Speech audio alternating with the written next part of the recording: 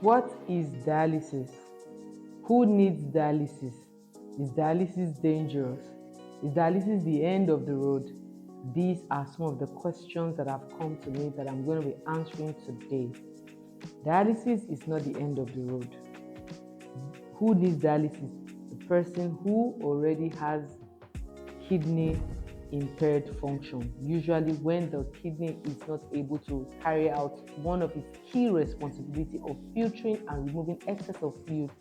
Dialysis is an intervention. So dialysis is a medical intervention that is provided, is a procedure whereby the body is assisted, the kidneys in particular is assisted in removing excess of waste and water or fluid from the body, because the kidney is not able to do that function, and to avoid waste product or toxic products from metabolism or metabolic activities in the body from reaching hazardous levels that could even lead to immediate death, the person is placed on dialysis. There are two types of dialysis. There's the hemodialysis and peritoneal dialysis.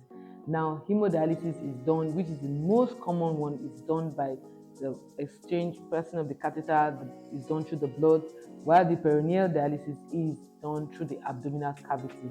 Now, is dialysis safe? Yes, it's a safe procedure because it is done in the hospital, it is done under supervision. The process takes generally between 4 to 6 hours, depending on the state of the person, depending on several other factors. It's generally a safe procedure. Should someone do dialysis? If the kidney is failed or failing, you need to do dialysis. Dialysis is important to be done to remove you from the immediate danger. The food that you have eaten, the things you are taking, the drugs or whatever it is that you are on presently, your body is not able to filter it, waste, the body is not able to remove fluid from the body. In fact, when the person gets to end stage kidney, water is regulated. How much water the person has to take is regulated. Sometimes some people are on no fluid at all, depending, but sometimes the person is on regulated amount of fluid because the kidney is not removing water from the body, and so the person is now having to have reduced water intake, and then the person is on dialysis. Is dialysis the end of the road? No, dialysis is not the end of the road. It doesn't mean that because a person is on dialysis, they cannot recover. I have another question. Is it possible for a person that is on dialysis to go off dialysis? Yes, it is very possible. I've seen cases, I've handled cases like that. Yes, it is very possible, but there are no two cases that are the same. There are lots of other factors that you want to also consider.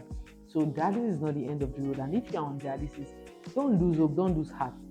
Always be positive and also look for other means by which you can be well, but never ever put yourself at risk. I have another question here where the person said, how long will you be on dialysis? The person is going to be on dialysis as far as the kidney functions has not picked up. It's possible, like I said, I have handled cases where the persons were on dialysis 3 times a week. They had to reduce to twice a week. They are reduced to once a week. They are reduced to once in 3 weeks. That's, until eventually we're weaned off dialysis process.